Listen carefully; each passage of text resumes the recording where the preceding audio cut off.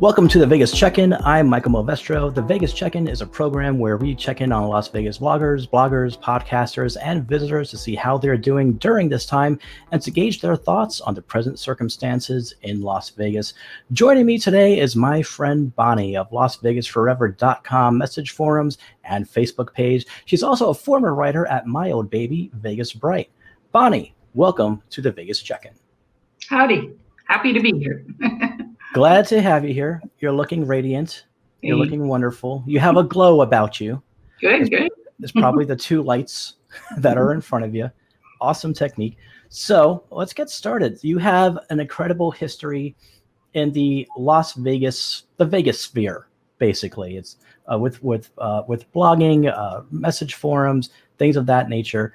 Your personal history with Las Vegas spans many years as a visitor and as part of many Las Vegas websites and forums where you either participated or wrote articles. That being said, when was your very first Vegas trip, and what do you remember most about it? Well, it was way back in 1991, and my husband had buddies at work that were telling him to go, and I had no interest in going. I said, I don't know how to gamble. I don't want to see naked showgirls. What am I going to do? And he said, well, I'm going whether you are or not. So come, let's see if we like it or not. So I decided to come along. We went to the IP. We were only there for like 4 days. And I remember the first morning waking up at 5 a.m. because you're in a different time zone, and us going, look, we can see Circus out the window. Let's walk there and see the free circus acts. We did. And we walked and we walked and we walked. And when we got it in Circus, he sat me down at a machine and gave me $20. It was a nickel machine. And I played for the very first time in my life. And I hit $500 nickels. And I thought I was independently wealthy because I'm really bad at math. And I didn't realize that it was only $25. But I was pretty much hooked from that moment on. I can absolutely relate to that. So it was 1991. Mm-hmm. I'm guessing the Stardust was still there? It was. Frontier. But I have no memory of it. So man, I regret not being there when the Stardust was around and when the Mint was around downtown. I just for the signage, because obviously you can walk into Binion's and go up that little ramp they have between Binion's and, well, in the middle of Binion's where I trip over it all the time. Yes. And then you're in the Mint, but yeah, I wish I could have seen that signage like in person. Although I do like what they're doing at Whiskey Liquor Up, where they opened that bar and they have the wall, the Binion's. It's this wooden wall, and it's got part of the curve of the Mint sign, and it blows my mind. I haven't seen it yet, but I plan to. Yeah, that's definitely something I'd highly recommend, especially if you enjoy the history of Las Vegas. So many moons ago, you started an online forum now known as LasVegas4ever. Why don't you go ahead and tell us how that all started? Well, we were slow to get the internet in my family. We didn't get it until 2002. And about 2004, I discovered that there was a forum, not mine, another person's forum where you could read about Vegas all day long. And I had kind of infiltrated my daughter's trip to Vegas that was coming up. So I was just enthralled by this forum and communicating with people about, we were going to the Luxor at the time. So I was talking to this lady who was a Luxor expert, and I really loved that forum, did a lot of participation on that forum for 4 years, but the person that ran it had some personality issues. He's gone now, God rest his soul, but he used to say every time you did something that you disagreed with something he did, he used to say, well, if you don't like it here, start your own forum. He said that like a million times. And so one day I got mad enough that I said, screw it, I am going to start my own forum. And I went ahead to a platform called Youku and signed up for a forum. But the funny thing is, I was an idiot. I knew nothing. All I did was get a skeleton of a forum. I mean, it didn't have colors, it didn't have a header, it didn't have a footer, it didn't have a name, it didn't have titles. I started inviting people to the skeleton of a forum that had nothing. But luckily enough, there was enough people that knew me from the first place that they kind of followed me over to the second place. And that's how it all began. And then gradually, I made it look like something. But if I'd been smart, I would have worked on it for a few weeks before I invited the world over. So it wasn't very bright. I respect that. That's how it started, though, because as you know, with Vegas Bright, it started the same way. It was a skeleton of a website. My color choices I chose at 2:30 in the morning weren't optimal. It got better over time. I had one article up, and I was trying to figure out how WordPress worked. But it's awesome about those humble beginnings. Yeah, baby steps. Yeah, it's awesome about that because it starts off like, well, this is it. And then, like, it's like, here's what we have right now. And it was quickly done. Like, literally, Vegas Chatter went offline. Remember. On a Friday. They said goodbye forever on a Friday. That Friday night, I started working on the site. And it was just like, and I was thinking about it in my brain. I was like, should I start a Vegas blog? Do I go there enough to justify a Vegas blog? No, not really. I was there like twice a year. But then it's like, but if I get other writers, yeah, I could get some of those writers. And it became a thing. And then I was just wrestling in my head, and I kept telling my wife, nah, I'm not going to do it. It's going to be too much work. I'm not going to do it. And then sure enough, the Friday that Vegas Chatter was gone, it was like, that was the final like pluck in the heart. Like, okay, I'm going to do this because someone has to. And there it was. You did the same thing I did. You were having an emotional reaction to it. Yeah. It was a completely emotional reaction. Yeah. And you wrote 92 articles in your time at Vegas Bright. Really? 92? Yep. I just wish I had actually lived in Vegas so that I could write more stuff. It's hard when you live in Windsor, Ontario, to be able to get the news, So when it came to writing those articles, 92 of them, the only person on Vegas Bright who wrote more than that was me, obviously, because editor and so many things. But 92 is huge. How did you go about picking a topic to write about? I really had to rack my brains because, like I say, I'm in Windsor, Ontario.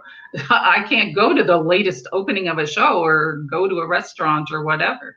I would just go from whatever. I don't even know how I found it. Inspiration and memories from childhood and everything else. I remember writing one story. One of the reasons I fell in love with Vegas, I remember writing a story about how when I was a kid, our living room was brown and everything in the house was brown, and my parents smoked. So if it wasn't brown to begin with, it was brown by the time they were done with it. And then once a year, my mother would bring out the magic box of Christmas decorations and lights and sparkly things. And I'm like, why does the house only get to look pretty once a year? And so those first trips to Vegas, when I saw the lights and the sparkle and the glitter, it's like, yay, this is exactly what I want, to have that sparkle all the time. So I would just, any random memory, I would try and run with it. That's about it. What I liked about it is that like your articles seem to come from the heart. They came from a perspective of longing for Vegas from afar. And that's what I think really gave, because if I think for a lot of people because most of our readers were visitors, of course. We had a few locals who would read it, but a lot of Vegas visitors, and I think they all shared that same longing to be in Vegas again. And there's something about Vegas for a lot of people that gives them a superpower of being able to stay up way longer than they normally would, or taking chances that they normally wouldn't, or just wanting to enjoy something out there that they might be able to enjoy in their own neighborhood or in their own state, but they save it for Las Vegas. Like I was in New York, I could have seen Blue Man Group in New York, but I wanted to see them in Las Vegas.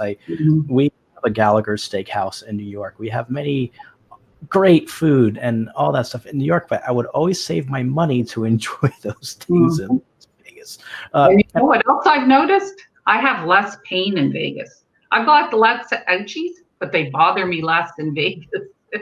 I think it's all the excitement and the bright light. I think we're just drawn to it like bugs. like bugs to a big light. I don't know what it is, but there has been studies that show that about light amounts and how they can have an increase on energy in certain people, depending on how they're wired. So I don't know. I think it might have something to do with that. It might. So you are presently in Canada, where travel restrictions are still in place and the borders are not yet open. Right. However, you've been keeping an eye on Vegas from afar. So what are your thoughts on the minimal openings, the sneeze guards, the social distancing, the thermal sensors, and possibly being required to wear a mask? Well, I vacillate between wanting Vegas to be the Vegas I remember and know and love, and wanting Vegas not to turn into something like New York City. I mean, I'm a mom, so my inclination is to protect everyone and keep everybody safe and do the most cautious thing possible. So, I mean, when I get back, I will be following all the rules and doing the most cautious thing possible, and I'll wear the mask and I'll do whatever they require to try and keep everybody safe. Back in 2015, you wrote an article on Vegas Bright that said, "Would a worldwide travel alert cause you to stay home?" Fast forward now to 2020, right? It's What did kind I of that. say? I don't remember what I said. Did I say yes? Let's see. I think you truthfully, you said, truthfully, there is no way to protect yourself from every random event. No amount of caution or vigilance can keep you safe. I suppose I could stay home for the rest of my life, never venturing outside of these four walls. Then I would be safe. But is that a life worth living? I prefer to take to the skies and continue my adventures. Whether or not I am putting myself at risk remains to be seen. I am making a conscious decision to live my life, as Frank would say, my way. Oh my God. Well, I totally disagree with myself now. My perspective has changed just a tad. To be fair, at the time, this was a global travel alert because of a terroristic threat, and this was put out by the Department of State that was advising against council because of terrorist threats. Being now, though, that this is more about a viral, kind of thing. When you go back, I mean, how are you deciding when you're going to go back? Well, there's several things that have to happen in order for me to go back. I chose to leave my marriage in January, so I had no earthly idea how long it takes to get the legal stuff done. It takes a long time, apparently. Basically, I've been gone 5 months and nothing's happening. So first and foremost, I have to study my finances, and once all this shakes out and see that I have enough money to put a roof over my head and food in my belly in order to be able to travel. That's the first thing. The second thing is the borders have to be open to travel again. The third thing, I've noticed people saying some things about out-of-country medical insurance for Canadians, like not covering COVID and that. You're going to have to look very hard and very long and make sure that you have enough coverage in order to leave the country when you do go to leave the country, and it might be more expensive.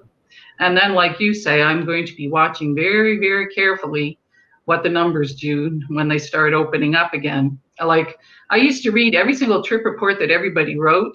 And lately, like, I read all the people on my board that write a trip report, but I haven't been reading every trip report in the planet lately. But I'm going to be reading all the ones that are going to be coming up with a lot of interest as to what people say is happening and what their experiences are, and judging on whether or not I want to go under those circumstances. So when I was out there, they had the slot machines, one on, one off, one on, one off, for social distancing. Whether that's actually 6 feet or not between those machines, I'm not certain. But that's what they were doing. That was one of the things they did. Some places had it machine on, 2 off, machine on, which seems more 6 feet.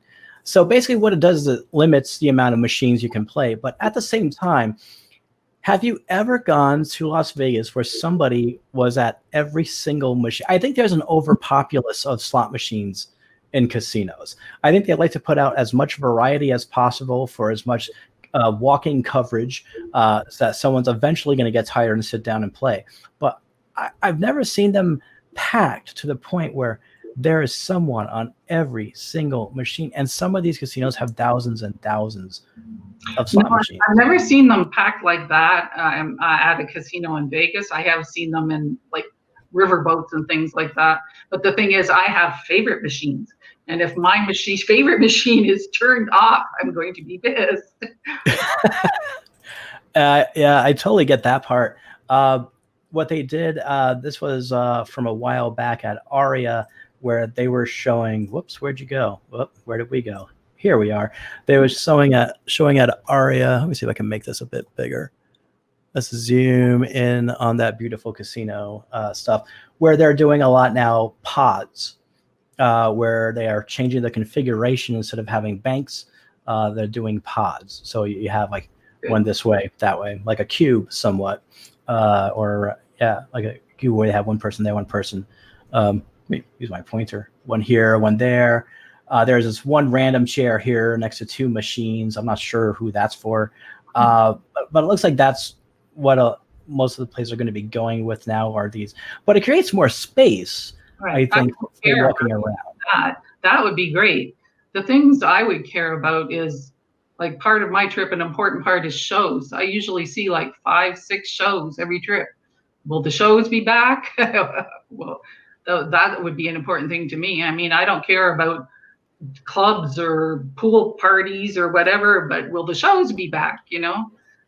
Yeah, that's the question. And it looks like it's going to be a while before they do the shows and everything, or they're going to have to come up with a way to do it where it's, one person's 6 feet from another. Yeah, I'm not sure how they're going to do that.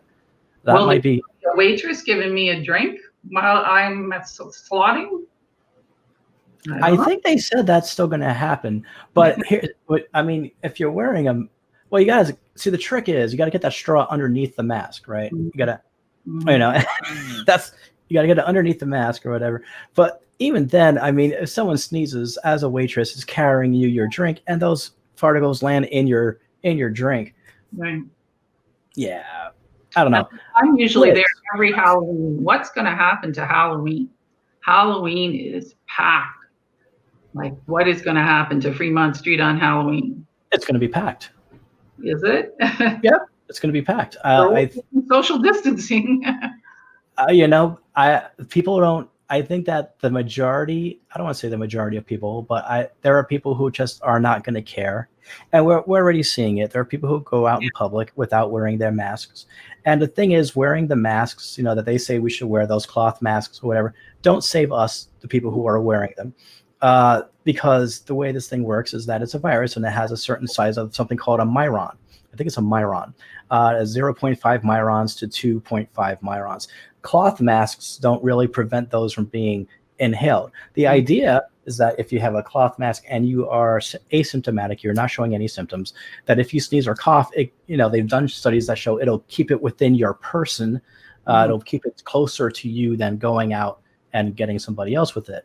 But when you see someone wearing a mask, they think they're doing it for one of two reasons, because they're not scared of getting it. But what they don't realize is that it's actually to prevent other people from getting it if they have it. And I went shopping yesterday. I see how many people don't give a shit. And I think that Fremont Street's going to be packed, and it's going to be packed. Like a normal Halloween? Yeah, I think by October, I mean, people are already itching to get their lives back to normal. A lot of states are lifting restrictions. They'll be in their phase 3s by then, and a lot of people are taking relaxing restrictions as the pandemic is over. Yeah. Just a question. So I did some digging around and found your first trip report from 2004.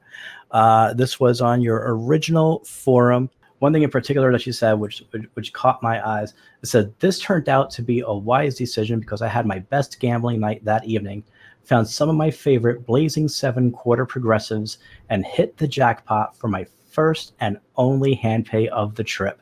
Also, that machine continued to hit 7s for smaller wins that night. I played that machine on and off for several days, and it was always pretty loose. That machine was responsible for me being able to earn $280 worth of food comps on my one club card." The question I wanted to ask is, how much was that jackpot that you hit for? The old Blazing Sevens, I think the top jackpot was something like 375 or something like that. It was in Excalibur. I spent a lot of time in Excalibur. We were staying at Luxor, but that lucky machine was at Excalibur, a quarter machine. Yep, like that. Uh-huh. It was one of these. Yeah, it just kept feeding me, and I'm like, yay! I was so excited.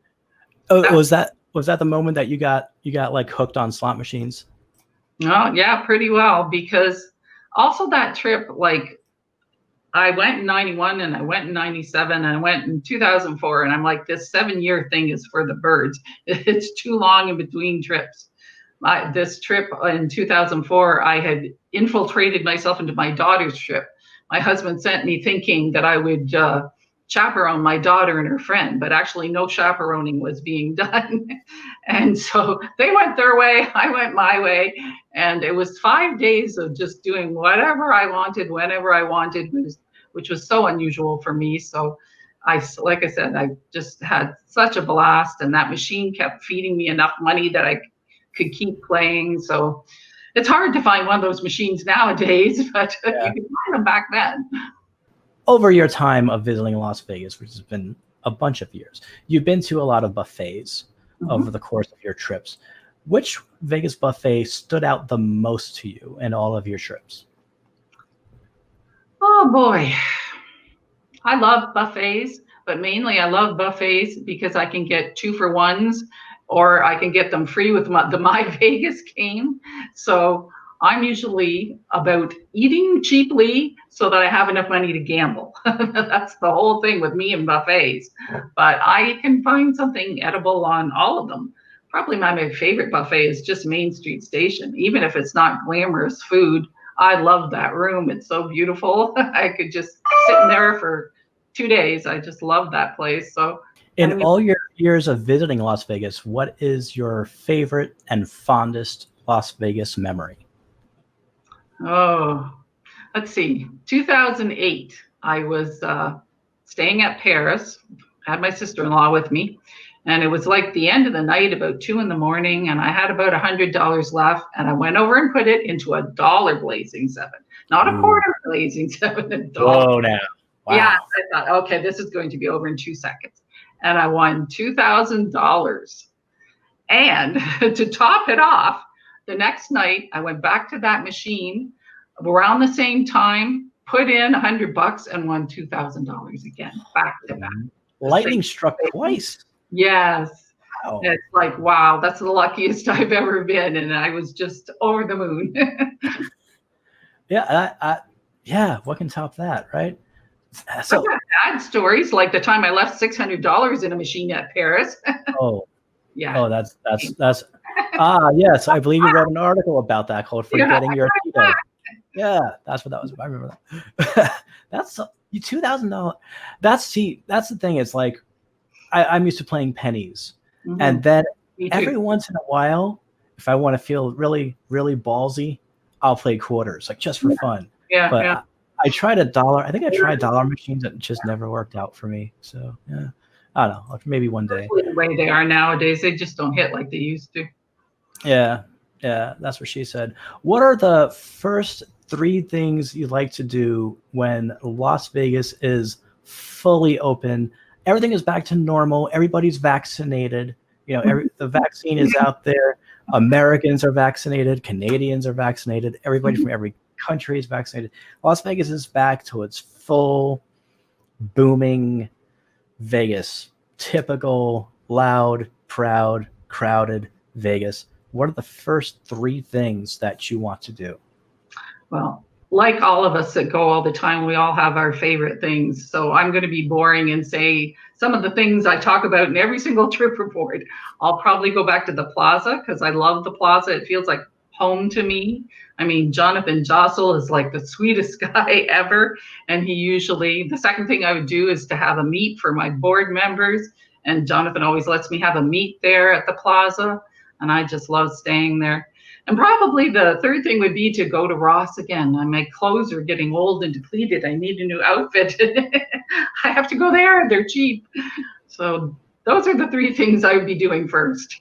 I find that so interesting that so many people from outside of the United States want to go to Ross Dress for Less. Well, like, I have one in my neighborhood, so it's just like it's Ross. But when you see it on like Vegas, oh, then we went to Ross Dress for Less. We go sell some outfits. Like it's Ross.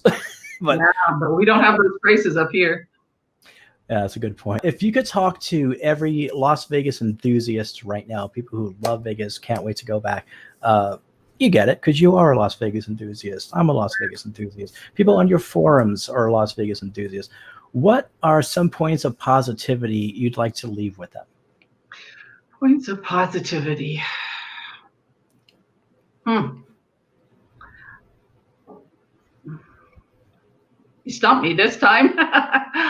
I want them to go back. I want them to have a great time, but I just want them to be really careful. That's all I got. Short, sweet, and to the point. Can't go wrong with that. Is there anything that you'd like to plug? Well, as you know, I have a forum called LasVegas4ever.com. I have a Facebook group called LasVegas4ever.com. I also moderate for Las Vegas Advisor and their fabulous forum over there, and they are fabulous coupons. I love their coupons. And that's about it. All right. Well, Bonnie, what can I say? It's been a pleasure talking to you. Thank you for being on today, and I'll be seeing you on the internet. Thanks. Bye-bye. Bye-bye. Well, everyone, that's going to do it for this episode of the Vegas Check-In. Is there someone that you'd like to see on this program? Be sure to leave it in the comments. Also, go ahead and like and subscribe to this channel for more Las Vegas content. We'll see you next time. And remember, the next time you're in Vegas, stay bright and be sure to do Vegas right.